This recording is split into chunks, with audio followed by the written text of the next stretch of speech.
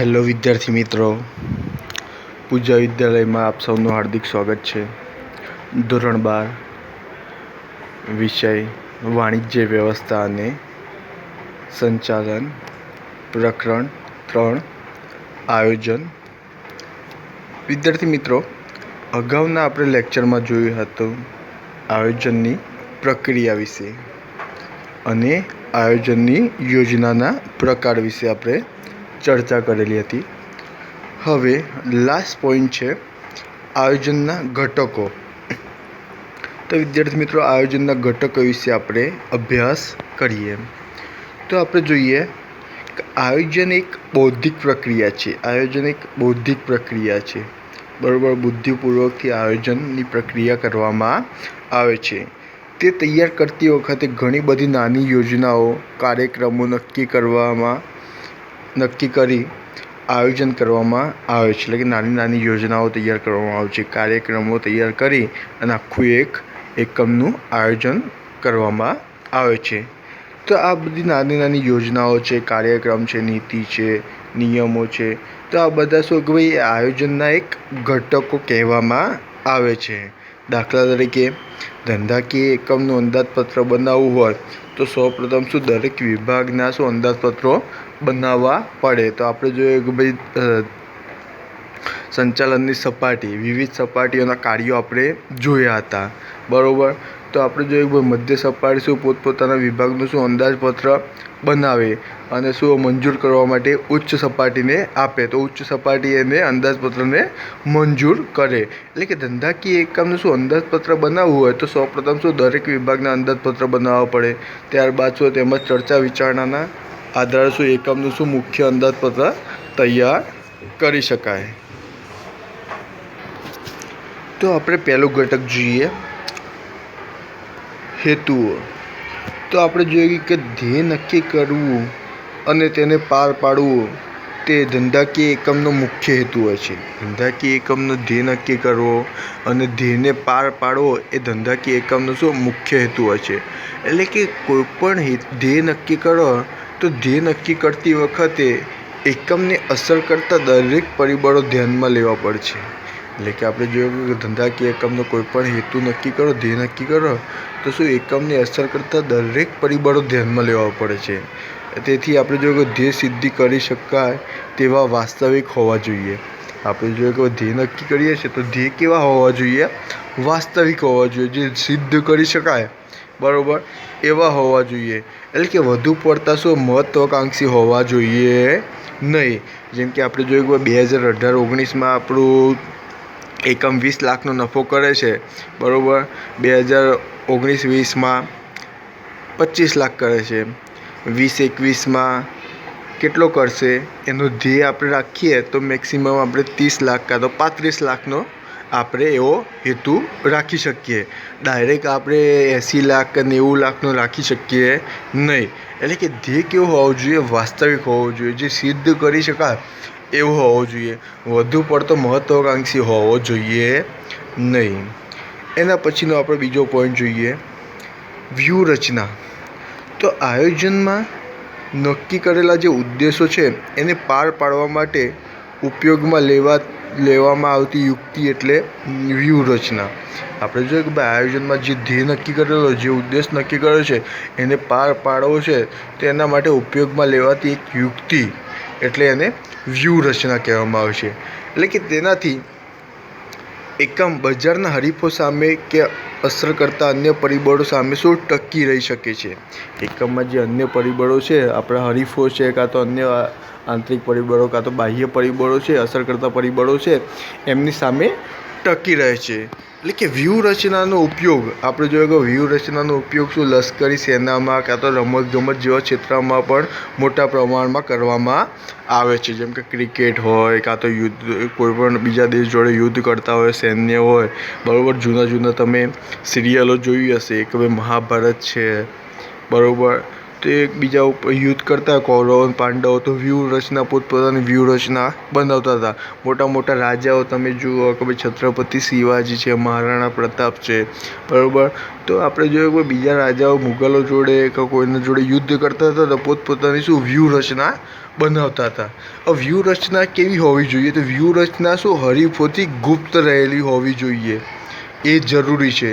જો વ્યૂહરચનાની ખબર સામેવાળી વ્યક્તિ ઓપોઝિટ વ્યક્તિને ખબર પડી જાય તો વ્યૂહરચનાની આપણે સફળતા મેળવી શકતા નથી. એ આખી વ્યૂહરચના શું એડે જાય છે. એટલે કે યોગ્ય વ્યૂહરચનાના કારણે એકમને મહત્તમ સફળતા મેળવવાની ખાતરી મળે છે. જો વ્યૂહરચના ગુપ્ત રહી અને શું સરળતાથી અમલમાં મૂકાઈ જાય તે સરળતાથી યોગ્ય સફળતા મળે એની ખાતરી મળતી હોય છે. એના પછીનું ત્રીજું ઘટક છે નીતિ. તો આયોજનમાં આપણે નક્કી કરેલા ધ્યેયોને પાર પાડવા માટે, આયોજનમાં જે નક્કી કરેલા ધ્યેય છે એને પાર પાડવા માટે સંચાલકો જે નિર્ણય અને વ્યૂહરચના નક્કી કરે છે એને નીતિ કહેવામાં આવે છે. કોઈપણ નીતિ નક્કી કરે ધંધાકીય એકમ એની અલગથી છાપ ઊભી થાય છે, બરાબર. એક ક્રેડિટ ઊભી થાય છે. એટલે કે નીતિ એકમની એક છાપ ઊભી કરતી હોય છે, બરાબર. કે ભાઈ નીતિ બનાવે કે ભાઈ યોગ્ય ગુણવત્તાનું પાલન થશે, બરાબર. ક્વોલિટી મેન્ટેન રાખશે એવી નીતિ બનાવે કોઈપણ ધંધાકીય એકમ કે ભાઈ ભલે નફાને ઓછું મહત્ત્વ આપે પણ સૌથી વધારે મહત્ત્વ આપે કે ક્વોલિટીને, તો એની શું અલગ પ્રકારની એક છાપ ઊભી થતી હોય છે. એટલે કે એકમની કુશળતા અને કાર્ય પદ્ધતિનો પરિચય આપે છે. ધ્યેયની માફક નીતિ પણ શું વ્યવહારુ અને વાસ્તવિક હોવી જોઈએ. દાખલા તરીકે શું કે ભાઈ શાક ઉપર માલનું વેચાણ કરવાની નીતિ, એટલે કે ઉધાર વેચાણ કરવાની નીતિ બનાવેલી જોઈએ કે ભાઈ કંપનીઓ અલગ અલગ કંપનીઓએ પોતપોતાની શાક નીતિ બનાવેલી જોઈએ કે ભાઈ અમુક કંપની છે કે ભાઈ 15 દિવસનું ક્રેડિટ આપતી હોય, અમુક છે 7 દિવસનું ક્રેડિટ આપતી હોય, અમુક છે 10 દિવસનું ક્રેડિટ આપતી હોય. એટલે કે શાક ઉપર માલનું વેચાણ કરવાની નીતિ બનાવતા હોય છે. એના કારણે શું એકમની અલગ છાપ ઊભી થતી હોય છે. એના પછી છે પદ્ધતિ કે વિધિ, બરાબર. તો પદ્ધતિ એ એકમનો કાર્યક્રમ પાર પાડવાની વ્યવસ્થા દર્શાવે છે. પદ્ધતિ એ શું એકમનો કાર્યક્રમ છે એ પાર પાડવા માટેની વ્યવસ્થા દર્શાવે છે. વ્યૂહરચના એ એકમોને હરીફો સામે ટકી રહેવાની વ્યવસ્થા દર્શાવે છે. આપણે જોઈએ કે વ્યૂહરચના એ શું કરે કે ભાઈ હરીફો છે, આપણા જે હરીફ છે એમની સામે આપણે કઈ રીતે ટકી શકીએ છીએ એ વ્યવસ્થા દર્શાવે છે. નીતિ એ ઉદ્દેશોને કઈ રીતે પાડી શકાય તેની માહિતી પૂરી પાડે છે. કોઈપણ નીતિ છે, ધંધાકીય એકમની નીતિ છે, તો નીતિના કારણે ઉદ્દેશો કઈ રીતે પાર પાડી શકાય એની માહિતી આપે છે. જ્યારે આપણે જોઈએ વિધિ નક્કી કરેલા ઉદ્દેશોને કઈ રીતે પાર પાડવા તેનો માર્ગ બતાવે છે. વિધિ શું એક માર્ગ બતાવે છે, નીતિ માહિતી આપે છે અને વિધિ શું માહિતી એટલે માર્ગ બતાવે છે, બરાબર. દાખલા તરીકે આપણે જોઈએ કે ભાઈ એકમ ત્રિમાસિક વેચાણના આંકડા મેળવી વાર્ષિક વેચાણના ધ્યેયને પાર પાડવાનો પ્રયત્ન કરે છે. એટલે કે આપણે વાર્ષિક ધ્યેય હોય ભાઈ 24 કરોડ વસ્તુનું વેચાણ થવું જોઈએ, તો શું ત્રિમાસિક એટલે 3 મહિનામાં 6 કરોડનું વેચાણ, 6 કરોડ વસ્તુનું વેચાણ થાય તો શું વાર્ષિક આપણે ધ્યેય સિદ્ધ કરી શકીએ છીએ. જો એમાં વિચલનો જણાય તો જરૂરી વિચલનો દૂર કરી અને આગળની પ્રવૃત્તિ ચાલુ કરી શકાય. દોરવણી આપી અંકુશ રાખીને આગળની પ્રવૃત્તિ ચાલુ કરી શકાય છે. એટલે કે ત્રિમાસિક વેચાણના આંકડાઓ મેળવી વાર્ષિક વેચાણના ધ્યેયને પાર પાડવા પ્રયત્ન કરે છે. આમ કરવાથી સફળતાની શક્યતા વધી જાય છે. એટલે કે ટૂંકમાં વિધિ એટલે કે અમુક પ્રવૃત્તિઓ કેવી રીતે કરવી તે માટેની શું એક રીત છે. એના પછી નિયમો. તો આયોજનમાં આપણે જો કે નક્કી કરેલા જે કાર્યક્રમો છે એને પાર પાડવા માટે શું નિયમો જરૂરી છે. દરેક બાબતમાં આપણે જોઈએ દરેક ધંધાકીય એકમમાં શું અલગ અલગ પોતપોતાના નીતિ નિયમો તો હોય જ છે. એટલે કે આયોજનમાં જે નક્કી કરેલા જે કાર્યક્રમો છે એને પાર પાડવા માટે શું નિયમો ખૂબ જ જરૂરી છે. નિયમો શું વિધિને નિશ્ચિત કરે છે, બરાબર. જે માર્ગ બતાવે છે એને નિશ્ચિત કરે છે અને સ્પષ્ટ સમજ આપે છે. તેનાથી કર્મચારીઓમાં શિસ્તની સ્થાપના થાય છે. બરાબર, નીતિ નિયમો હોય તો બધા કર્મચારીઓ શિસ્તની સ્થાપના થાય છે. જો આપણે જો નીતિ નિયમો ના હોય તો શું શિસ્ત જોવા મળતી નથી. એટલે કે આપણે જો કે ભાઈ જે નીતિ નિયમોના કારણે ધંધાકીય એકમમાં શું શિસ્તની સ્થાપના થાય છે તથા ધ્યેય સિદ્ધિ અને નિરીક્ષણનું કાર્ય સરળ બને છે. એટલે કે નીતિ નિયમો કેવા હોય છે ધંધાકીય એકમમાં? તો એક્ઝામ્પલ છે કે આમાં જોઈએ કે ભાઈ કામના કલાકો દરમિયાન કામદારોએ મોબાઈલનો ઉપયોગ કરવો નહીં. કામના કલાકો હોય 8 કલાક કે 9 કલાકનો ટાઈમ હોય, એ કલાક દરમિયાન કોઈ કર્મચારીએ મોબાઈલનો ઉપયોગ કરવો નહીં. એકમમાં ધૂમ્રપાન કરવું નહીં. તો કેટલા સેફ્ટી શૂઝ પહેરવા, આ તે ટાઈમસર આવવું. બરાબર, તો કેટલા નીતિ નિયમો કંપનીવાળા બનાવતા હોય, એનું શું પાલન કરવું ફરજિયાત હોય છે. એના પછીનો ઘટક છે અંદાજપત્ર. તો એકમના નક્કી કરેલા ધ્યેયને પૂર્ણ કરવા માટે અંકુશના માધ્યમ તરીકે અંદાજપત્રનો ઉપયોગ થાય છે. એકમનું જે નક્કી કરેલું ધ્યેય છે એને પૂર્ણ કરવા માટે અંકુશના માધ્યમ તરીકે શું અંદાજપત્રનો ઉપયોગ થાય છે. એટલે કે અંદાજપત્રના આધારે શું અંદાજપત્રમાં જે જણાવ્યા હોય એ મુજબ જ આપણે ખર્ચા કરી શકીએ છીએ. વધારાના ખર્ચા કરી શકતા નથી. એના ઉપર શું અંકુશ પણ રાખી શકીએ છીએ. એટલે કે વિવિધ પ્રકારના અંદાજપત્રો જેવા કે મૂડી ખર્ચ અંદાજપત્ર, ઉત્પાદન અંદાજપત્ર, ઉત્પાદન ખર્ચ અંદાજપત્ર, વેચાણ અંદાજપત્ર, રોકડ અંદાજપત્ર વગેરે તૈયાર કરવામાં આવે છે. વિદ્યાર્થી મિત્રો, આ 1 માર્કના ક્વેશ્ચનમાં પૂછી શકે છે કે અંદાજપત્રના પ્રકારો જણાવો. કયા કયા પ્રકારના અંદાજપત્રો જોવા મળે છે?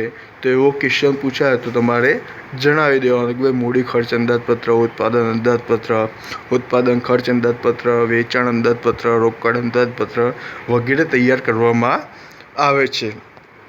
આમ અંદાજપત્ર એકમની પ્રક્રિયા ઉપર અંકુશ રાખે છે અને સંચાલનને શું કાર્યક્ષમ બનાવે છે. એના પછીનો વિદ્યાર્થી મિત્રો લાસ્ટ પોઈન્ટ છે કાર્યક્રમ. તો કાર્યક્રમ તો આપણે જોઈએ ધંધાકીય એકમમાં કરવાના થતા કાર્યોને જે ક્રમ આપવામાં આવ્યો છે તેને કાર્યક્રમ કહેવામાં આવે છે. વિદ્યાર્થી મિત્રો, શોર્ટ નોટ તરીકે પૂછાય 1 માર્કની વ્યાખ્યા તરીકે કે ભાઈ કાર્યક્રમ એટલે શું? તો ધંધાકીય એકમમાં કરવાના થતા કાર્યોને જે ક્રમ આપવામાં આવે છે તેને કાર્યક્રમ તરીકે ઓળખવામાં આવે છે. જો કાર્યક્રમ મુજબ કામકાજ થાય તો ધ્યેય સિદ્ધિનો પ્રશ્ન ઊભો જ થતો નથી. જે કાર્યક્રમ બનાવ્યો છે બરાબર ધંધાકીય એકમની પ્રવૃત્તિ માટે, એ કાર્યક્રમ મુજબ બધી જ પ્રવૃત્તિ થાય તો ધ્યેય સિદ્ધિનો પ્રશ્ન ઉદ્ભવતો જ નથી. ધ્યેય સિદ્ધિ ઓટોમેટિક થવાની છે.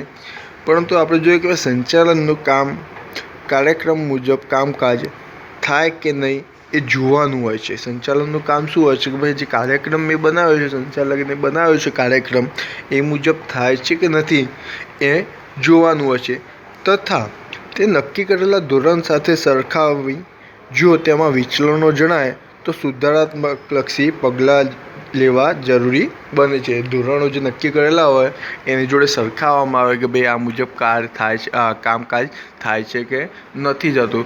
જો નથી થતું તો કયા પરિબળોના હિસાબે નથી થતું, કયા વિચલનો જણાય છે તો એને શું દૂર કરવામાં આવે છે અને સુધારાત્મકલક્ષી પગલાં ભરવામાં આવે છે.